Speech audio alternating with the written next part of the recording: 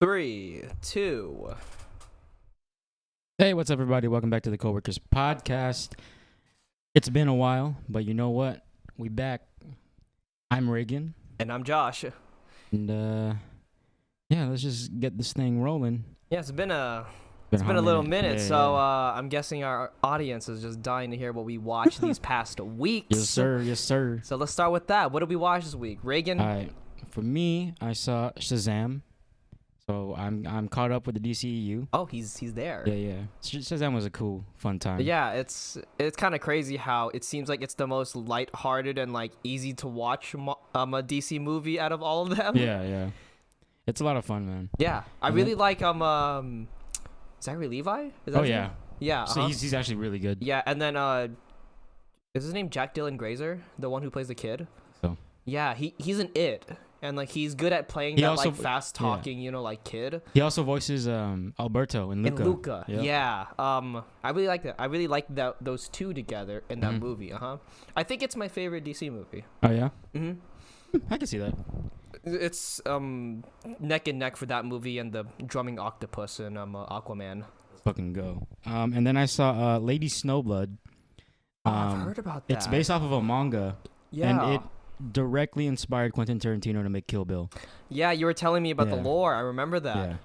This movie's fucking bloody as fuck, I bro. bet. It inspired specifically something like Kill Bill, right? Yeah. Like it seems like it. All that bloody gory shit. Yeah. That's definitely this film. All right. But it's a fun like 70s or 80s like samurai like film. Yeah. So it's cool. It really feels like a product of its time, you know, like a little time capsule. Yeah. All right. And then I watched Tokyo Story from Yosujiro Ozu. Mm-hmm.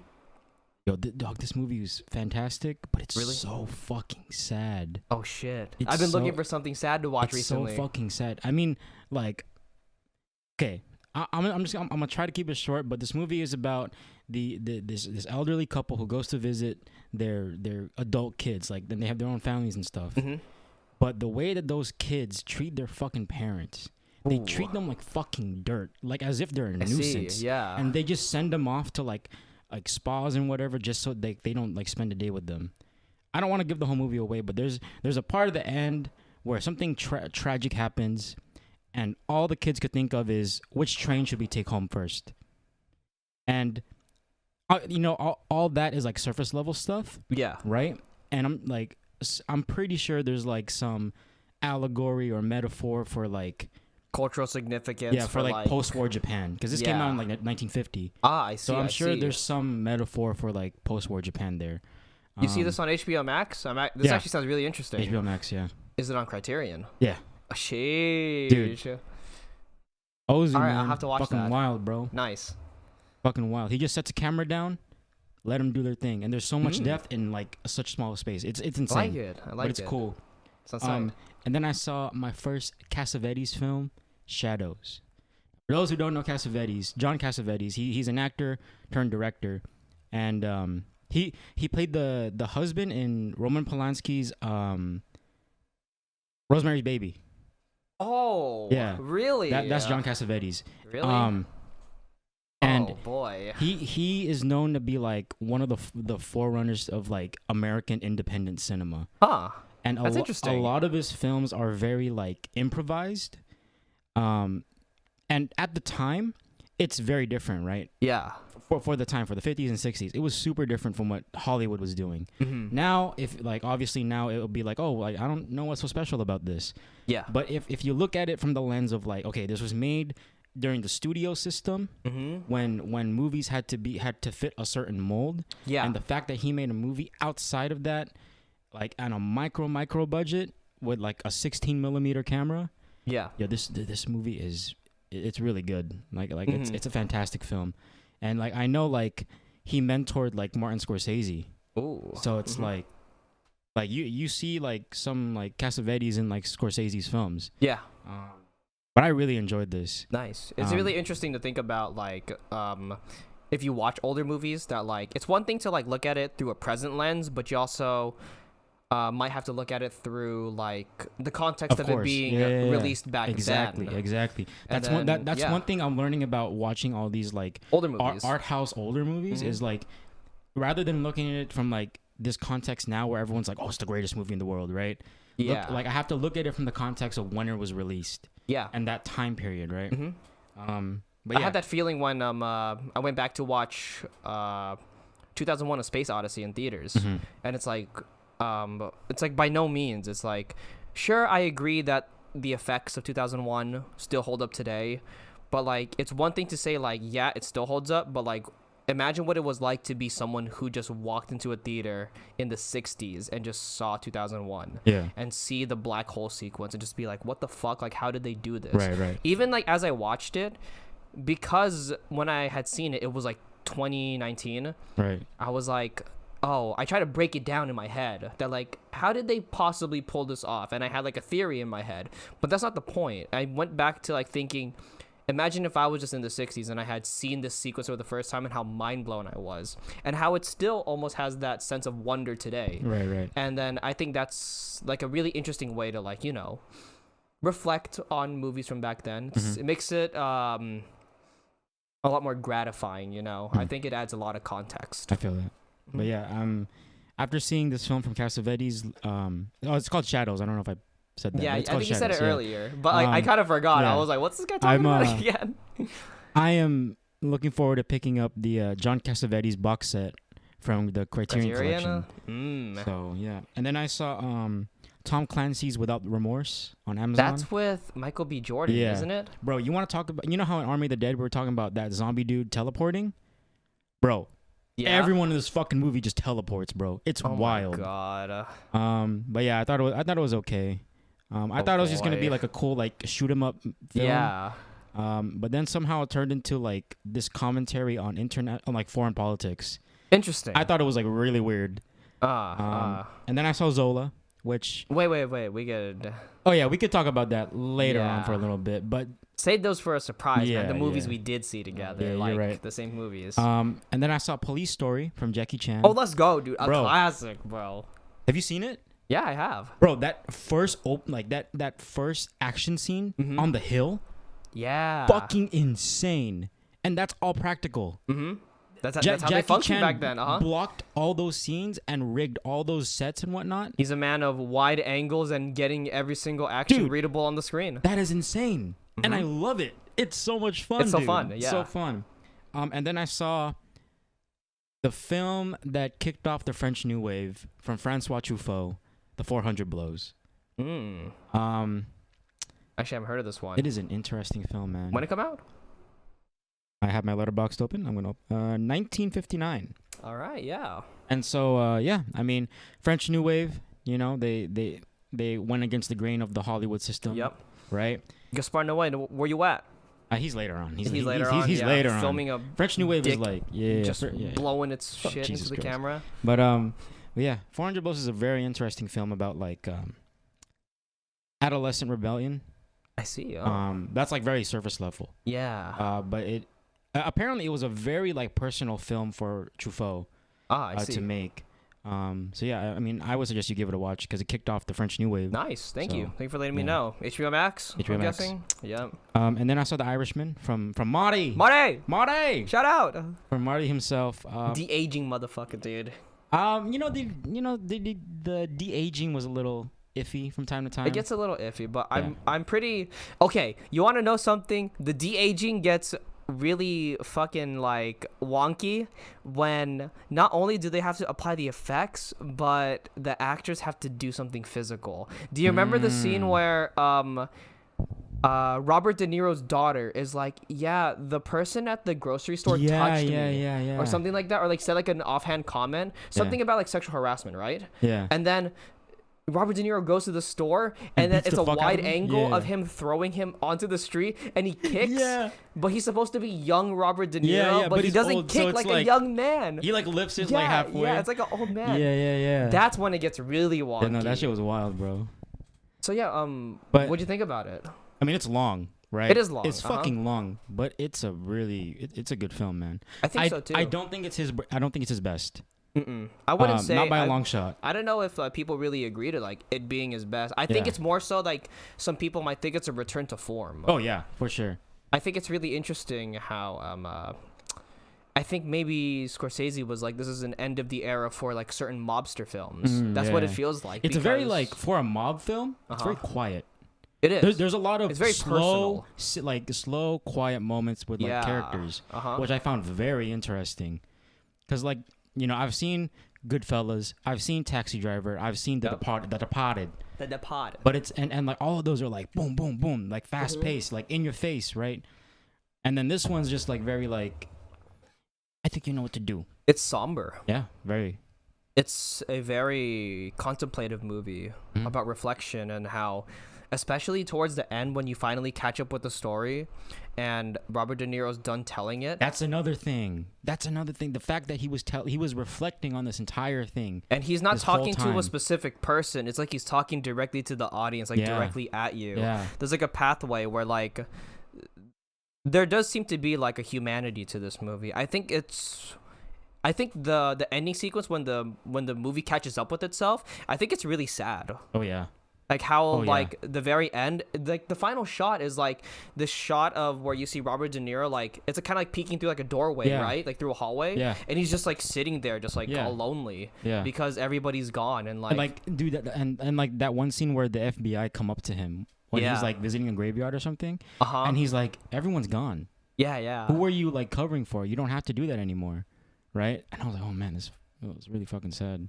It took a interesting turn, judging from like how I like originally interpreted the movie, like just from like looking at like who's attached to it, like Scorsese, De Niro, like the usual suspects. Pacino, Pesci, Pacino, Pesci. Dude, the part when like homeboys are just chilling in the jail, and he's like, "Can you help me like dip my bread in the grape juice?" I'm just like, damn, dude, there's something like sad about this movie, and I really like that aspect of it.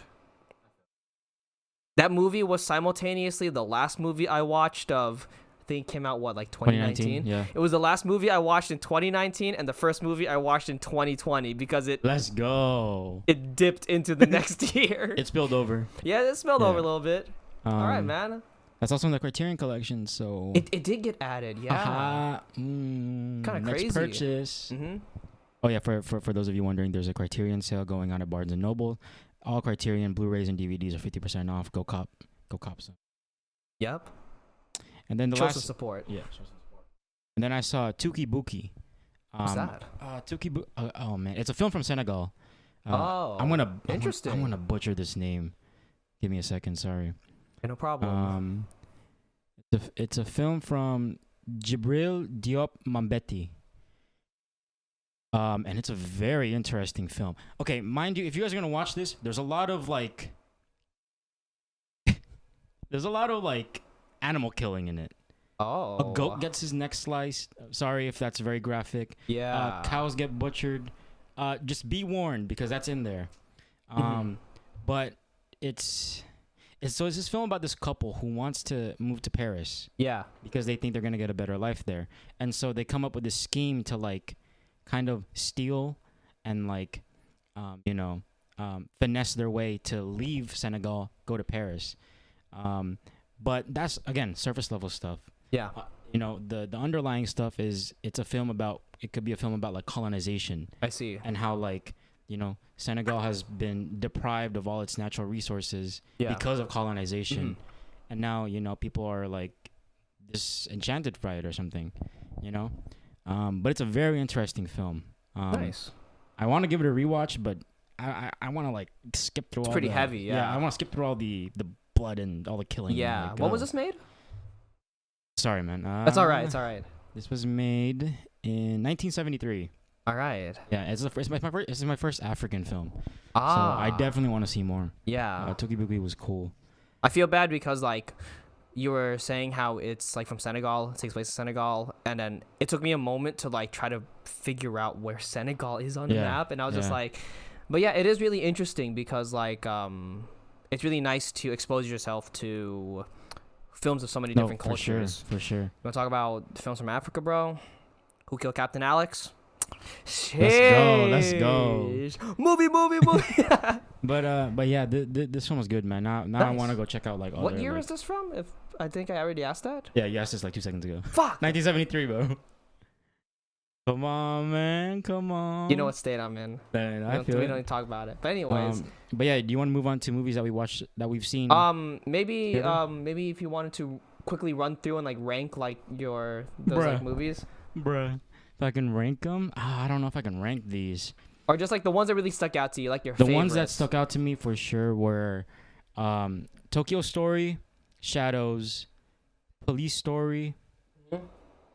Tukibuki, and The 400 Blows. All right. For sure. Yeah. So Josh, what films did we watch? Not together, but we watched. You know, we've seen them. We both seen them. What? I thought I was gonna talk about what some of films, what I man? watched this week. Oh, my bad. Yeah, go ahead. I was like, damn, bro, like I'm getting ahead of myself. my I'm man's getting ahead of stealing the myself. spotlight. Yeah. It'll be quick. Yeah. I rewatched a movie and watched something new, and then Regan and I saw movies like not at the same time, but they are going to be the subject of this week's discussion. So the movies I watched by myself, I had a little bit of a black and white bonanza. Ooh. Older movies. Okay. I rewatched Stanley Kubrick's Doctor Strangelove, or How let's I fucking Learned to go. Stop Worrying and Love the Bomb. This movie is so hilarious. Yeah. I love this movie. I really do. I think it's so funny that like such a like a disastrous event, like atomic bombs, like messing around with like such governmental like nuclear powers, are pretty much just like a my bad moment to these people.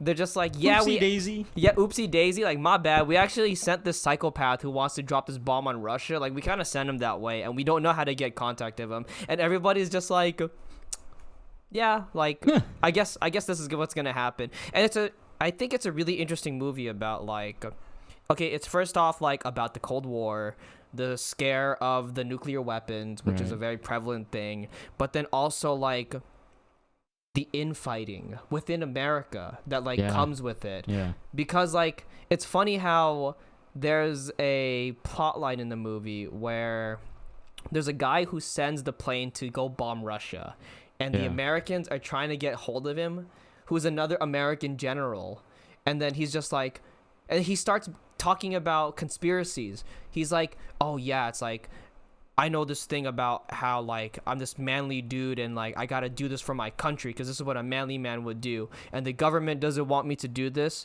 because they're putting fluoride in my water and they're mind controlling me. Like this is all in the movie. It's so funny, and like it's kind of crazy how like Kubrick and the writers are like touching on all these little aspects of like conspiracy theories and like the infighting, and like your allies Sounds are like pretty your relevant. biggest your allies are like your biggest enemies and stuff like that. Yeah. And in the end, it's kind of hilarious how Isn't there a pie fight where they throw pies at each other? Is that the right movie? no, this isn't okay, in this okay, movie. okay. So, all right, spoilers. The only thing I'm gonna say about this movie, it's funny how at the end of the day they just all fucking blow up, and you're just like, that's it. Like it's hilarious how it just happens. Jesus Christ. Anyways, yeah, that movie's awesome. That was Nice. actually my first Kubrick because I watched it in my philosophy class way back in the day, Oh, nice. and I rewatched it a few weeks ago. Nice.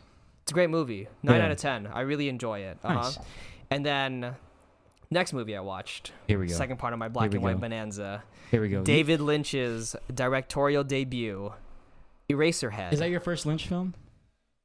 My first Lynch film through and through. Like, I've seen bits and pieces of Twin Peaks. I know Uh-huh. about stuff like that, but there's something about this movie. There's something so, like, cloying. How, like, the score is nothing but, like, industrial sounds just humming along. Or how the movie kind of portrays, like, a still frame with, like, people moving around. It's, like, it feels like nothing, but you feel something wrong in the movie. There's like that type of like unsettling nature, and it makes sense because it's a 60s body horror movie from this fucking weirdo. And did you know that it took like 5 years to make this movie? Really? And the main actor Jack Nance, I don't know how to pronounce his last name. He had that same haircut, that like really funny like upward due. He had Yeah. it for 5 years because Jesus. David Lynch was so like nitpicky on like how he wanted to film and like present everything, and because he is that guy. Right. And this movie's depressing. Oh, It wow. is unsettling, it's disgusting, it's sickening. And I loved like It's the right up your entire alley. thing. Yup. Right up your alley. It's I think the movie like kind of takes like this heady and a little bit obtuse way of portraying a very simple story. The story, if anybody wants to watch it, is actually pretty simple. And for anybody who wants to watch it, it's about a guy who unexpectedly becomes a father without being prepared for it. And it's the fears of parenthood when you're not ready for it. And that's what the movie's about. Jesus. That's why, for anybody who doesn't know, there's a baby. And it's portrayed as a monster. What the fuck? And there's actually a line in the movie where the main character's name is Harry. His girlfriend is like, we don't even know if it's human. But like there's kind of this idea that like it's only not human because Harry perceives it as a monster, as this like blotch on his life. Yeah. It's something that like he doesn't want to care for. It's something that's putting a detriment on his personal life because he's not ready to be a dad. Right. And there's so much shit in this movie, bro. There's the idea that like when you have a kid, Harry's fearful that it's gonna be what he identifies with. Everybody only knows him as like a father of this kid. He ends up becoming like a single father like throughout some part in the movie, and really like terrifying. I think it's a really sickening movie. Yeah. And like just the fact that like I think the visuals in this movie also is presented in black and white, so it's reduced down to just basic values and really stark contrast. That there's a very striking aesthetic with like how it's presented. Yeah.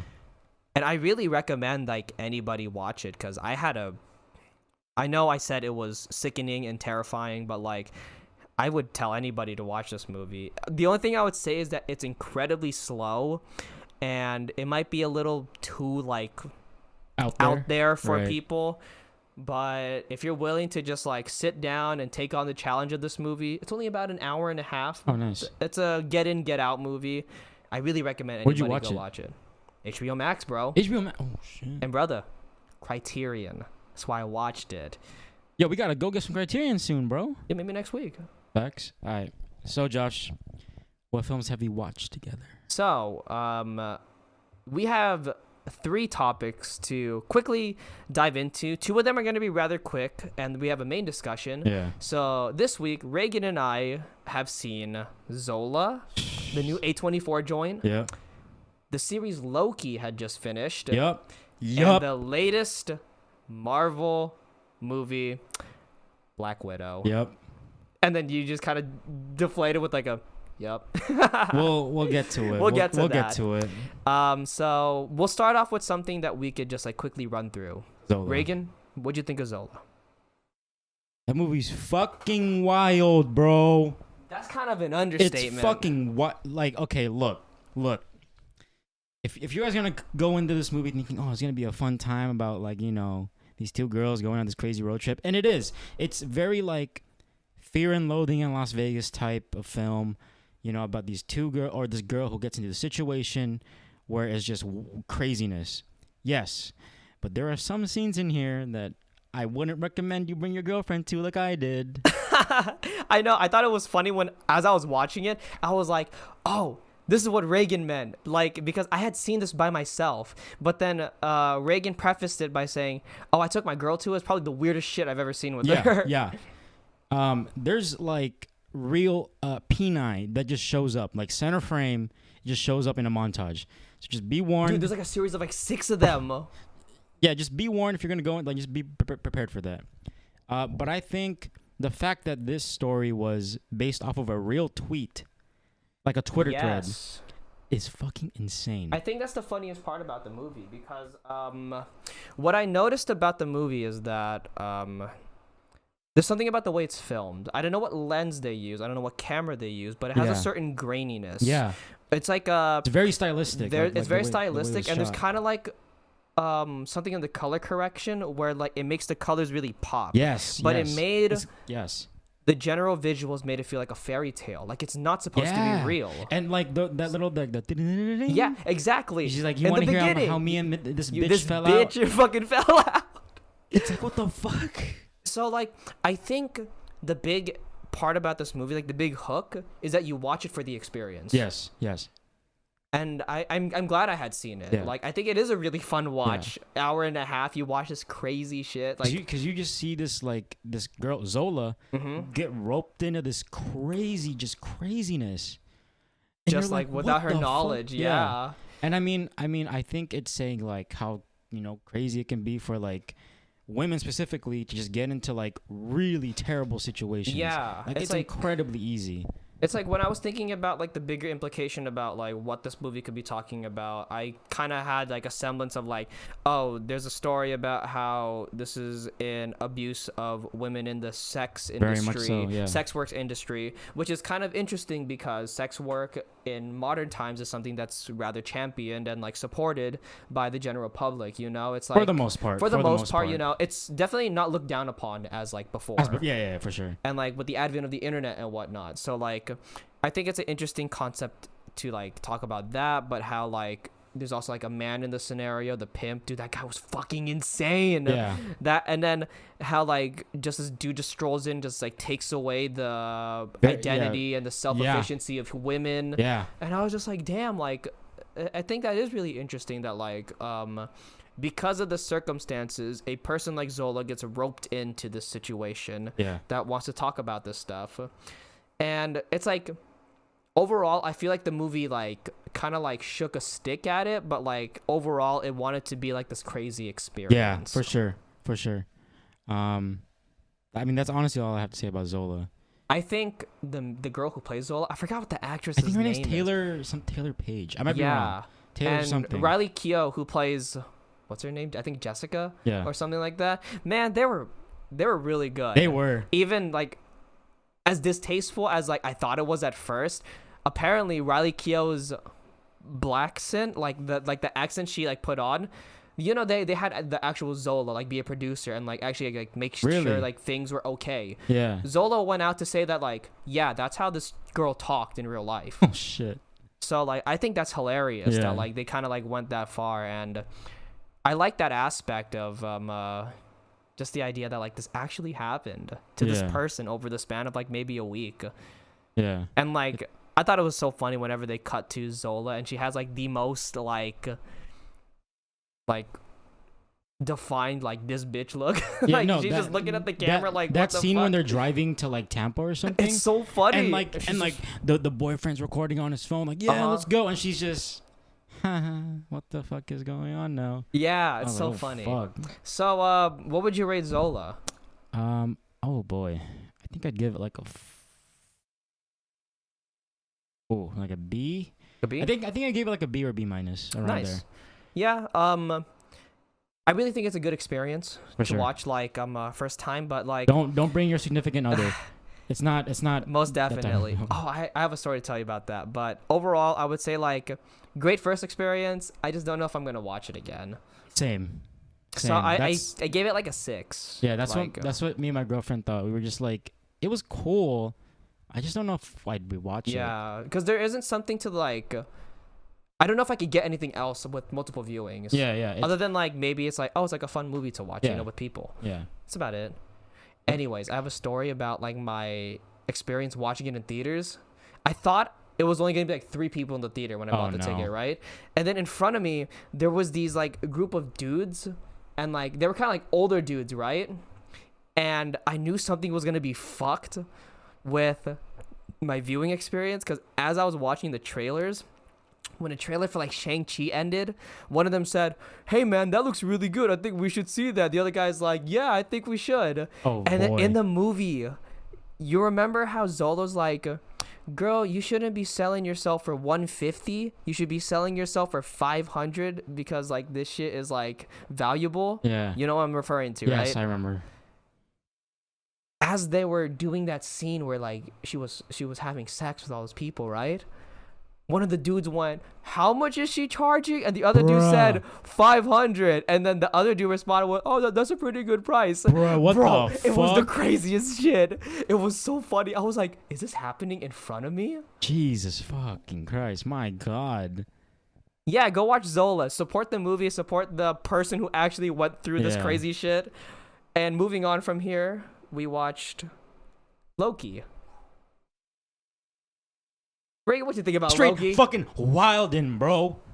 Wildin'. To be honest, I'm gonna tell you this. I think it's my favorite of the Marvel series. Yeah, you think so? I think so. I think that's everyone's consensus. I really had a good time with it. Same. Leading up to the finale, like all the stuff, it didn't lose me. Yeah. Like at any point, I was actually pretty intrigued with like what it wanted to do, and then how it all came to a head in the final episode. If you want to talk about spoilers, go ahead. Okay, we're going into spoilers. If y'all haven't seen it, go watch it. It's on Disney Plus. We're gonna try to do this really quick. Yeah. Motherfucking Jonathan Majors shows up, which we know Jonathan Majors is confirmed to play Kang the Conqueror in Ant-Man and the Wasp 3. He shows up here as a character named like He Who Remains. He Who Remains. When that elevator door opened, me and my brother went, "What the fuck?" And our jaws were just open the entire time. I was actually in the dark for this whole thing because I feel like I recognize the actor. He's actually in Defy Bloods. Yeah, he also is in The Last Black Man in San Francisco from A24. Yes.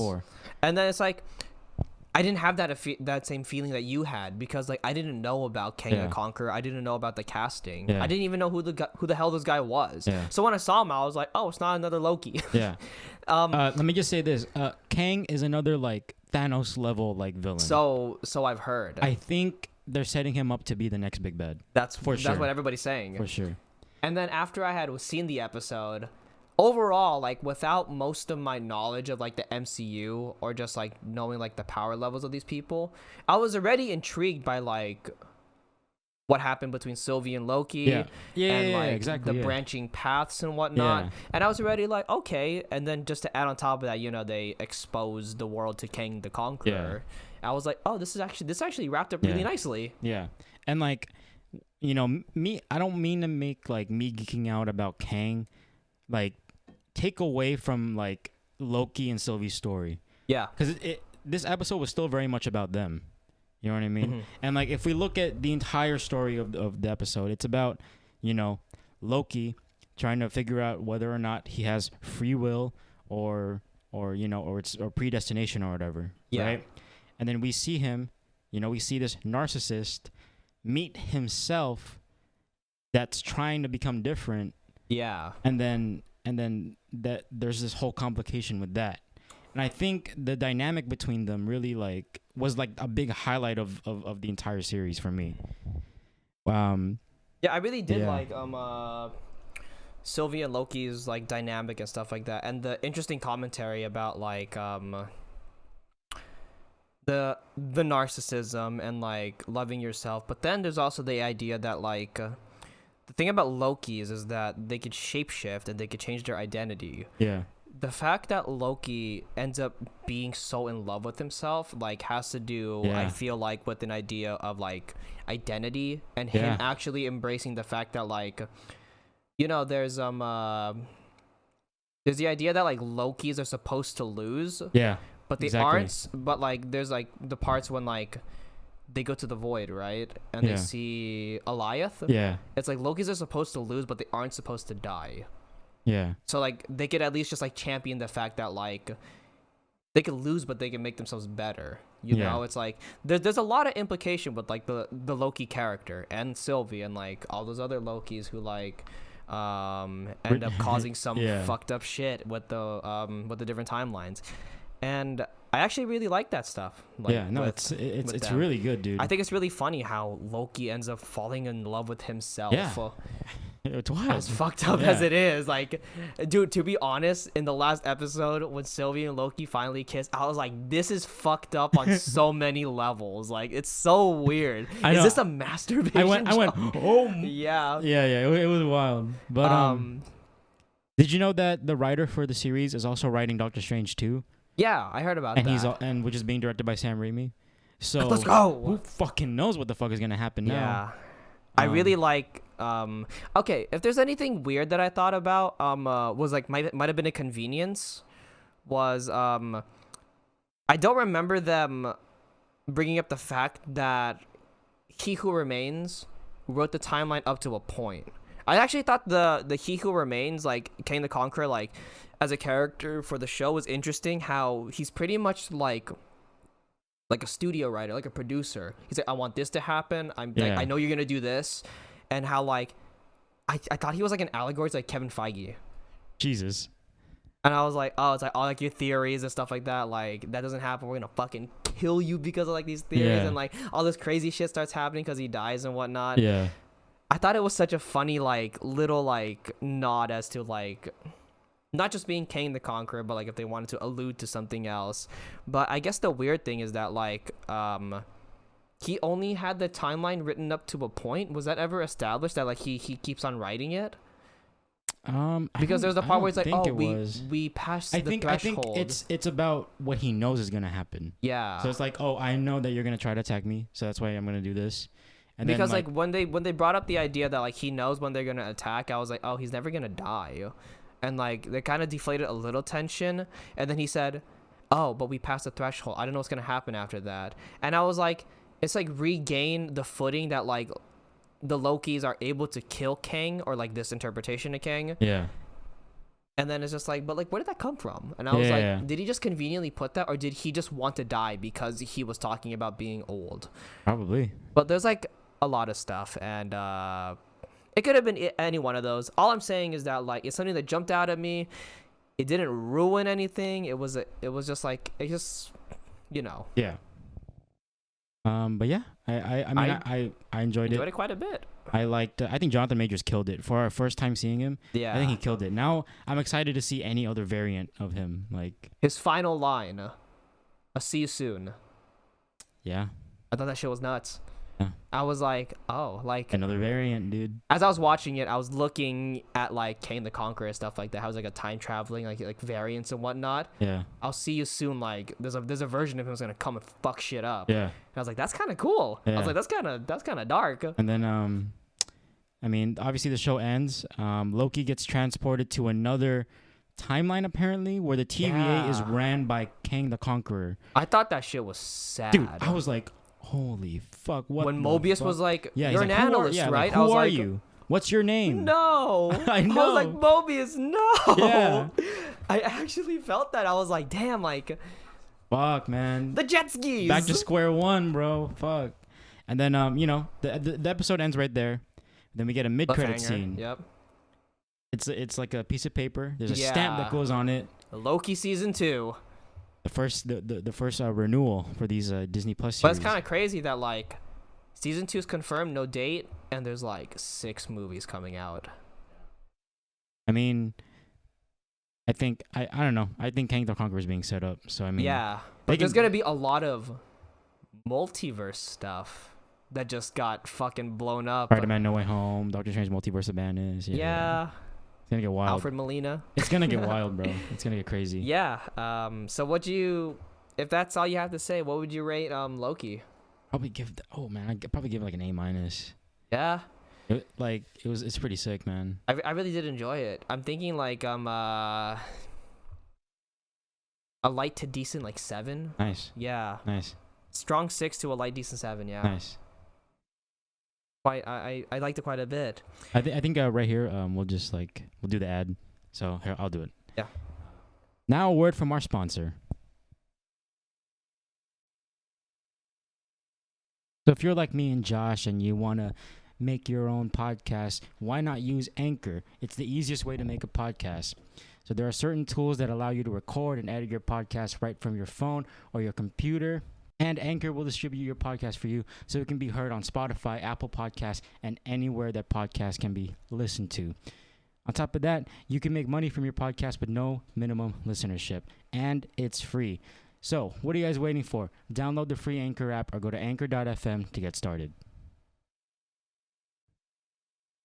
And we're back. Now we have a special guest with us, our good friend Kevin Nguyen. Kevin, say hi.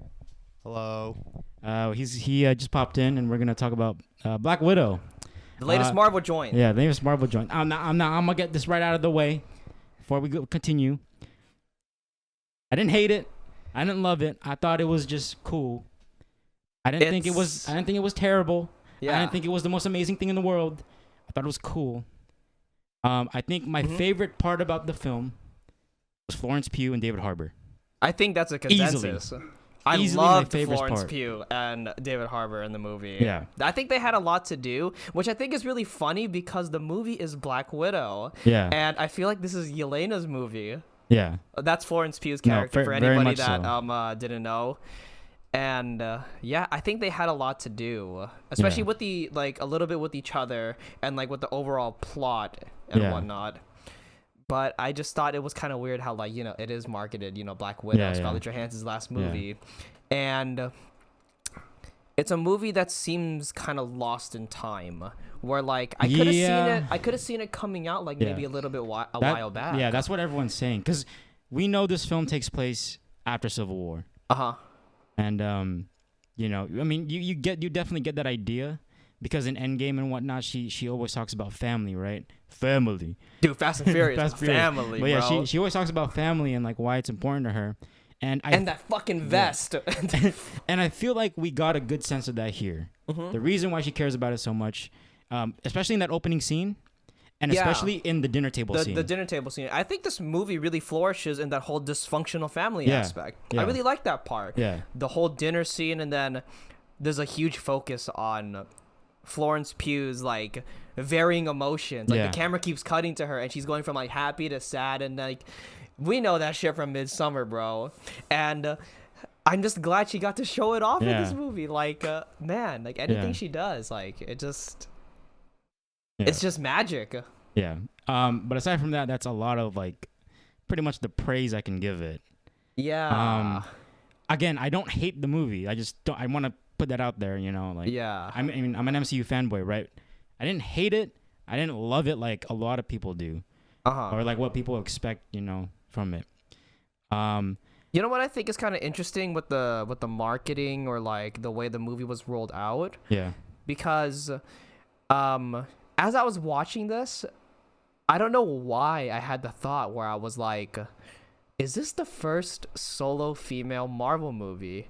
Which is kind of funny because Captain Marvel came out years ago, and I'm just like, fuck me, that totally came out, and I forgot about it, and how that was toted around as big, solo female movie, and this doesn't get the same praise as that, and this isn't really a girl power movie or it's how not, they wanted to. There's something about it which I'll touch upon later that I think says a lot about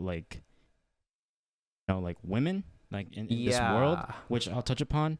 I think I know what part you're talking about. Yeah. But I think something that really stuck out like a sore thumb for me was the pacing. Because in the beginning of the film, to me it felt like the movie just after the opening scene of them living in the U.S. and in Ohio, it just kept going, got to the dinner scene, stopped, paused, breathed. After that, going, end. I think there are points in the movie where the characters kind of it's almost like they're waiting in water. Yeah. They're kind of waiting for something to happen, and then they kind of get pushed on to the next thing. And it's not really through a motivation of the characters, but they're getting tugged along by the script. Just a little bit of that. Yeah, that's how I felt like. You want to talk about the villain, Taskmaster? Taskmaster and Dreykov or whatever the fuck his name is. Harvey Weinstein 2.0. Oh fuck, man. Dude, that's what he is. Okay, all right. You want to know something? Bro, Scarlett Johansson, okay, fucking Black Widow smashes her nose to the pheromone bullshit. I'll get to that later. I'm getting to that because it's on the nose. She smashes her nose onto the desk because it's on the nose. Jesus Christ. All right. So, Taskmaster, right? Now before we continue, I just want to say I don't have a problem with Taskmaster being a woman. Okay, I don't have a problem with that. I'm actually unfamiliar with Taskmaster in the other comics, than the Spider-Man game. Yeah. There are side missions where you go into his story. Yeah. And that's my only reference for his story. Yeah. Because in the comics, he's a dude. His name is Tony Masters, and he has this ability where he has like it's almost like a photographic memory. Photographic memory. Yeah. If he sees someone do a move, like if he sees like Black Panther like do like some like striking move, he can copy it. Yeah. Like verbatim. Here they kind of changed that up to where it's like a chip inserted behind her brain or something. Like on like her spinal cord or something. Yeah, on her spinal cord, and it's like which allows her to do those things. Yeah, you know? that and the suit. The suit allows her to do that. Just enhance physical capabilities, you know? Yeah. Now, the reason why they made her a woman is because there's a story implication. Yeah, it's part of the story, which I appreciate. I appreciate that they made Taskmaster more personal to Natasha. Not just some random henchman that they hired. Yeah, exactly. Not just some random dude that they asked to cut. It's a reincorporation of an element that was introduced earlier in the film. Now, if you guys remember in Avengers, the first Avengers movie, when she's confronting Loki, he says, "Can you really wipe out that much red?" And he lists a bunch of things that she did. The first thing she says is, or the first thing Loki says is Dreykov's daughter. And we learn here that when she was trying to, her last thing she did before she defected to S.H.I.E.L.D., she tried to take down Ray Winstone's character. Yeah. And in doing so, she bombed a building, I think, she thought she killed him, but she like ended up also catching the daughter as collateral damage. Yeah, exactly, yeah. And that's a lot of that is kind of played where it's like that's kind of her goal, kind of, aside from it being to free all the widows. Yeah, it's also that's part of her like mission. She's making up for her past demons. Exactly, yeah. You know, she wants to repent. Exactly. Which I think the movie did okay in getting there. The only reason why I kind of have a problem with Taskmaster is because I don't think we got enough from it. I don't think there's enough development for Taskmaster. Yeah, for sure. I think it's very like... She feels almost like a video game character. Yeah. Because there's the one comparison I made is that in my mind, every time she kind of just like showed up to like fuck shit up. And you know, the sequences were like, she did do something like the car chase and whatnot, and like the fight scenes and whatnot. It's like there's the video game Resident Evil 2, and there's an enemy that you can't kill but chases you around through the game to like cause a ruckus. Yeah. Taskmaster feels like that enemy. And like there's like a plot implication. There's a reason why they're like chasing them down. Yeah. But I think that's where the movie kind of loses me, because it doesn't feel like a character anymore. Yeah. You know? It doesn't feel fully realized in like their own skin. Yeah. And I think another thing is that the marketing marketed Taskmaster to be like the main villain. Yeah. Not so... What's his name? Not Ray Winstone's character. Yeah. Dreykov or whatever. Dreykov. Yeah. I don't want to keep calling him by that guy's name. You know what I mean? Yeah. But the W word. So anyways, keep on going. But yeah, so turns out the actual villain is Dreykov. Who's been pulling the strings, getting all these widows and stuff like that. Yeah. And because Black Widow defected, they've been using a new methodology of brainwashing widows. And so the film eventually gets to like the big climax where she confronts him, and they bring back the mask, the mask thing from Winter Soldier, which I appreciate. That's a cool callback. You know what I felt like was lacking though in terms of callbacks? When Red Guardian, David Harbour's character, was fighting Taskmaster, and Taskmaster uses the shield.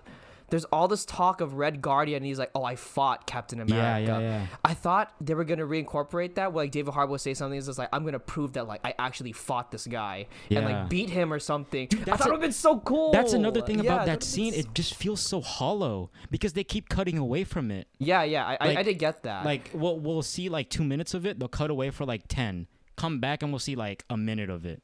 And it felt so disjointed. Like it didn't feel like an action scene, like a complete one at least. A little bit, yeah. Yeah, because now we're gonna talk about the whole climax, the whole climax where Natasha confronts Dreykov. Yes. Basically like, oh, like you can't do this to women anymore. Blah blah blah. I thought I killed you. All that stuff. My biggest problem with this climax is that it's a big exposition dump. Is like. it's just Dreykov kind of explaining like this entire thing. Yeah. Which, mind you, I think he's a pretty disgusting character. Yeah. Like especially that line when he said like, "Oh, the biggest like thing in the world." The biggest resource. Yeah, the biggest resource that like the world wastes is girls. Girls, not disgusting. women, but like young children. It's Ew. so gross.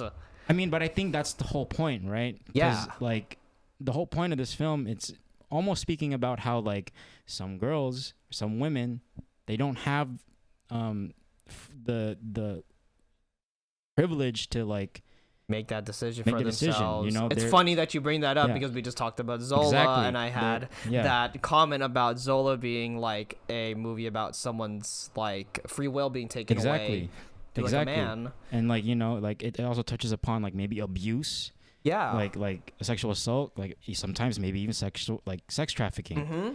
right?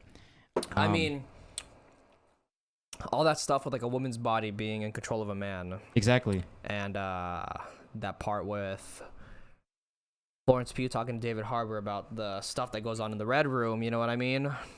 Yeah. Yeah. Okay, that's another weird part that is starting to cloy at me when it comes to Marvel properties. Serious topics that when they get too serious, they have to deflect with a joke. Yeah. Like we're gonna talk about something serious as a hysterectomy, Yeah. but we're gonna play it up as kind of a joke Mm. because the hysterectomy, a hysterectomy, is a pretty fucking gnarly thing to go through. Yeah. It's quite like what's the word I'm looking for? It's like a dehumanizing thing, you know, like, Yeah. and it goes against like their will, like, you know, that's a big part about Age of Ultron, where Scarlett Johansson was like, I can't have kids, like I can't Yeah. like reproduce, and then Yeah. it's kind of weird how like that was such a huge part between Bruce Banner and Scarlett Johansson's character in Age of Ultron. But in Black Widow, Yelena kind of explains it in like a really like jokey way. Yeah. It just feels a little like, you know, because it's serious, that like there's like a tonal thing that Marvel movies Yeah, have exactly. to keep up. Yeah. That they had to present it in this way. Yeah. And then they even talk, they get into like the nitty gritty where like David Harbour is like, oh, I don't want you to get so medical and disgusting with it. And then Florence Pugh says like, oh, I was just about to talk about like fallopian tubes or something like that. Like Yeah. get really specific. And I was just like, yeah, there's like that idea that like, I get these movies, like they want to have that humor, they want to have that tone, but sometimes, you know, it kind of like compromises the seriousness that like I would like these movies to like dive into. Yeah. And that happens not only just that time, but you remember when David Harbour and Florence Pugh had that nice moment where they're singing American Pie? Yeah. I thought that was some of like the really good stuff. I was like, Yeah. that's really nice. And then, you know, there's the gag where like David Harbour gets shot by like 6 darts and then he kind of like collapses. That's funny to be. And like, yeah, I enjoyed it's like it. that's supposed to happen. We got to get like, you know, to places, but like, Yeah. I thought it would have been nice if David Harbour just like started fucking up so many dudes to prove how much he cared about the family. Yeah, I don't know. I feel like that too. We There was didn't one really see more. much of like Red Guardian. Oh, I was gonna, and then the last time I noticed it, it's the after credit scene. Which one? Oh, there's only one, right? Yeah, there's only one. But you know, the thing about the movie is that it takes place after Civil War, Yeah. before Endgame, so we actually know the fate of Black Widow, like when this movie's happening. Yeah. I was waiting for the moment when like we could catch up to the timeline and see how everybody reacted. Yeah. There was the part when Florence Pugh, Yelena, goes to Black Widow's grave. Yeah. And she has that moment where she's just like Like mourning. grieving, yeah. She's grieving. And it's undercut by that fucking joke of that girl like Yeah. blowing her nose. Yeah. I thought that was Valentine. so nice, and then like Yeah. I was like, did this just happen? I was like, Yeah. Yeah, it's kind of like that, you know, because like they have to keep the ball rolling. They can't let it marinate in the moment for too much. Yeah, I kind of get that. I definitely understand like the fact that like this is a big universe with so many moving pieces that we had to get to the next thing. Yeah. But man, I'm kind of waiting for like that one movie to just like hit the brakes and like slow things down. Mm-hmm. and like just have more moments like that. The American Pie scene, the dinner table scene, yeah. The morning, yeah, that stuff I really liked. I really enjoyed that. Like, I thoroughly enjoyed. I thought all that it was stuff. so strong. Yeah. And I think another thing, like aside from that, I appreciated those parts. And it's weird that I'm saying this. I didn't really enjoy the action scenes. I was more waiting for like the family the stuff, more family like stuff, like the character development stuff. Yeah. I really like that stuff Yeah. because there's all this talk of Black Widow being an underwritten character, not getting the limelight she deserves. Yeah. But she finally gets it, and like we're only drip fed. Yeah. That stuff. Yeah. And I'm just like, please give me more. I mean, but, and like to touch on the action scenes again, like everyone's like lauding this as like this thing. It's like, oh, the action scenes are great. It's like Winter Soldier level, and it's Winter Soldier level, but to the point where it's a lot of shaky cam and a lot of quick like edits or like quick cuts. Which I don't. Again, like I'm not a fan of, and I just wish we got to see those action scenes but longer, you know what I mean? Because like I kind of get what you mean. A lot of it's very quick, kind of cut up. Yeah, it's like on the cutting room floor. Yeah, it's like Scarlet, like Natasha meets Taskmaster. They fight for like a minute. It's done, and it's like, yo, like where's the big action piece? I mean, I guess the whole like skydiving thing is supposed to be that. Yeah. But even then, I don't feel that like excitement, the that, adrenaline, like, the Marvel magic. Yeah, the Marvel magic, and it's like, oh come on. The thing about the action scenes is that I think this is where the fact that the movie, like where it takes place on the timeline, it takes place before when Infinity War, before Endgame. I think this is when it rears its ugly head a little bit, because the fact that we know Natasha doesn't die until a movie later, it deflates all tension from the action scenes. That's true. Because I watch her like fall on like that like pillar thing and like fall like 30 feet like into the water. I see her skydiving and I'm just like, you're gonna live. You don't die until like 3 movies later. That's the thing about like where this movie's placed. That's why I feel like the movie kind of is, it feels a bit lost. You know? That's what a lot of people are saying, is that like, is it too late? You know, and I feel like COVID even made it worse. Yeah, because like it caused people to wait even longer. Yeah. Because they want to see it, and then the circumstances of its release is just like, oh, we're gonna keep on pushing it back, and like the anticipation keeps building and building and building, and then kind of has a reverse effect. But I think that's all I have to say. I didn't hate the film. Too. I didn't love it. I thought it was cool. Yeah. I mean, it's an MCU movie. Of course, I'll watch it again. I love that shit. I think it's quite watchable, given like I think this kind of falls in line with a little bit about how I felt about maybe like Star Wars, The Force Awakens, because this is kind of like a reintroduction, or like a welcome back, like back to the world. Right. For Force Awakens, they needed to get back on people's good faith after the prequels, and it was like a welcome back to the world. Right. Black Widow kind of serves as like an easy, digestible welcome back to the theaters and welcome back to the MCU after all of the shows that had happened. Right. And at this point, I'm kind of excited to see where the shows are going. I mean, you know, the fact that we're gonna get Shang-Chi, we're gonna get Eternals, we're gonna get Spider-Man 3. We actually have 3 movies coming out. 3 more this year, and they got the Hawkeye series, which Florence Pugh is gonna show up. Yeah, and they have the Miss Marvel series coming out. Oh, that's right. So that's how that ending sequence ended. Which, hey, Florence Pugh? More Florence Pugh is by all great. means, please. Is great in my book. I just think it's kind of weird how there's gonna be conflict off of the cusp of the propagation that like it's just a misunderstanding. Yeah. Because Hawkeye didn't kill Black Widow. I'm like, that's a bit contrived, you know? I mean, it's a bit out there. I was watching some theories, but if I were to tell you, it'd get really long. But you know, I think they're setting up the Dark Avengers, or like the Thunderbolts, like the anti-Avengers team. And that's where like Wyatt Russell's character, John Walker fits in. Yeah, You know, and so we'll have to see. We'll have to see. But you know, we have a few minutes left. Kevin, we kind of forgot about you. Maybe you want to run through your thoughts on some of these Marvel properties since we did have a Marvel-centric episode. So Loki and Black Widow. Yeah, what'd you think of that? Let us have it. Oh man. All right. Did you guys talk about the ending of Loki? Yeah, we did. Yeah. Okay. Like I personally thought the ending of Loki was a little lackluster.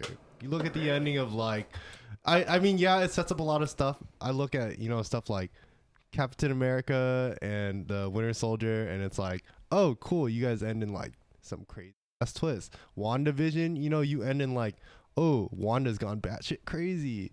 Mm-hmm. And you look at Loki, it's like, oh, okay, this is a very lackluster villain, but we're going to set up to potential of really big stuff in the future. So I'm like, oh, okay, cool. I gotcha. Mm-hmm. And then Black Widow, I was like, oh, it's like Winter Soldier, but they're trying to use the Ragnarok formula. So it's like a bunch of jokes mixed in with a little bit of serious stuff, and then, introducing new characters and adding characters and stuff, yada, yada, yada. Interesting. All right, thank you, Kevin. Thank you for the input. Thanks, Kevin. And I think that just wraps up the episode. If you guys enjoyed this episode, please go check out all the movies we talked about. Because we talked about a lot. Definitely check out the season. Check out the entire series of Loki. Check out Zola again. Just mature warning there. Yep. And definitely check out Black Widow. I think it's on Disney Plus for $30. So if you're able to watch it with some friends, safely to go out to the theater, as like we said, a welcome back to the theaters for everything that's coming in the future. We totally recommend it as that type of experience. For sure. But again, go check out those movies. If you guys enjoyed this episode, were you gonna say something? Okay, cool. If you guys enjoyed this episode, please let us know. I'm forgetting how to close this out. Oh my fucking Anyways, God. It's been 2 weeks. Yeah, it's been 2 weeks. Forget how to close it? I'm sorry. I'm tired. But be sure to follow us on Instagram at coworkers.podcast, where you can keep up to date with a lot of the stuff we do, a lot of the stuff we watch. I'm Regan. And I'm Josh. And Kevin. And thanks guys. Have a good night, everyone. Later.